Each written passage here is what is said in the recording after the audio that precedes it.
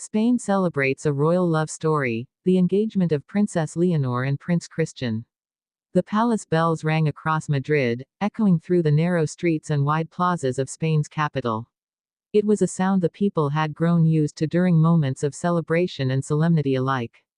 Yet this time, the chimes carried a different weight. The nation expected another royal announcement, perhaps one of ceremony or duty. But what came next was something no one saw coming. In a monarchy often defined by tradition, Princess Leonor, the heir to the Spanish throne, had just revealed her engagement. And not just to anyone. She had chosen Prince Christian of Denmark, a royal from one of Europe's oldest and most respected dynasties. Suddenly, this was no longer just a Spanish story. It was a love story that tied together two thrones, two histories, and two futures. But what does this mean for Spain?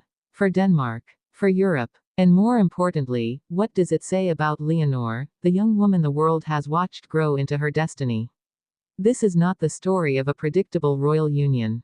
It is the tale of love defying expectation, a choice that could reshape the monarchy as we know it. The announcement was made not in grand secrecy but with heartfelt transparency. A statement from the royal palace shared the news with warmth and sincerity, accompanied by photographs of the couple, Leonor, radiant and serene, and Christian, poised yet visibly smitten. Their smiles told a story more powerful than any words. This was love, real and undeniable. And yet, behind the beauty of the moment lies complexity. To understand why this engagement matters, we must travel back through Leonor's journey. From her earliest public appearances, she was marked by duty. She was Spain's first queen in waiting in centuries, a symbol of continuity in a nation where monarchy had not always been secure. Every gesture, every word she spoke was weighed not just as a daughter of the king but as a sovereign to be. But behind palace walls, Leonor was also a young woman, with her own hopes, insecurities, and dreams. While the world speculated about alliances and marriages of convenience, she followed a quieter path, forming a connection not born of political strategy, but of shared humanity. Christian, too, grew up under the weight of royal expectation.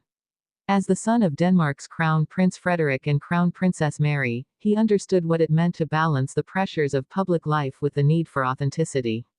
Together, Leonor and Christian found common ground in lives shaped by privilege but defined by sacrifice.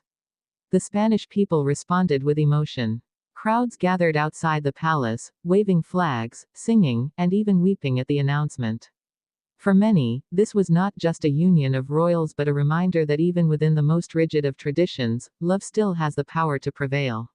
Still, not everyone reacted with unreserved joy. Political analysts began debating the implications. Would the marriage shift alliances in Europe? Could it spark a new wave of unity, or would it bring unforeseen tensions between two powerful monarchies? And within the families themselves, there were questions. How would King Felipe and Queen Letizia navigate the balance between supporting their daughter's happiness and safeguarding the monarchy's stability? What did Denmark's royals think of their son marrying the heir of another throne? The engagement party, held inside Madrid's royal palace, was a tapestry of emotions.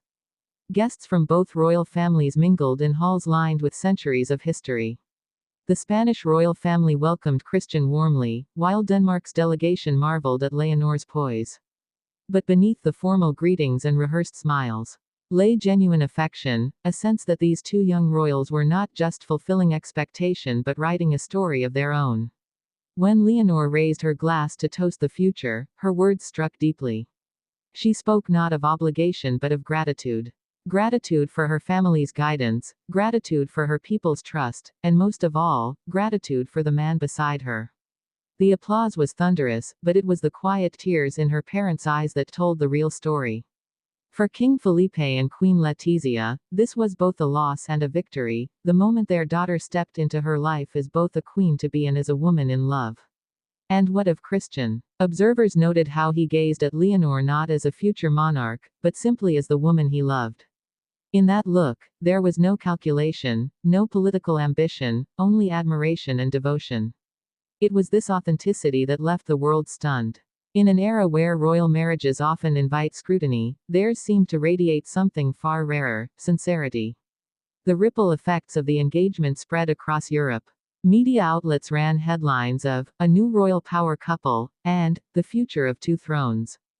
Diplomats speculated about the strategic possibilities of such a union. But ordinary people saw something else, a reminder that love can be both universal and transformative, even at the highest levels of society. And yet, questions remain. What will happen when Leonor ascends the throne of Spain while Christian remains heir to Denmark?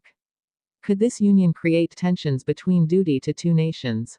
Or will it symbolize a modern monarchy, one that transcends borders and represents a more unified Europe? As night fell on the day of the announcement, fireworks illuminated the sky over Madrid.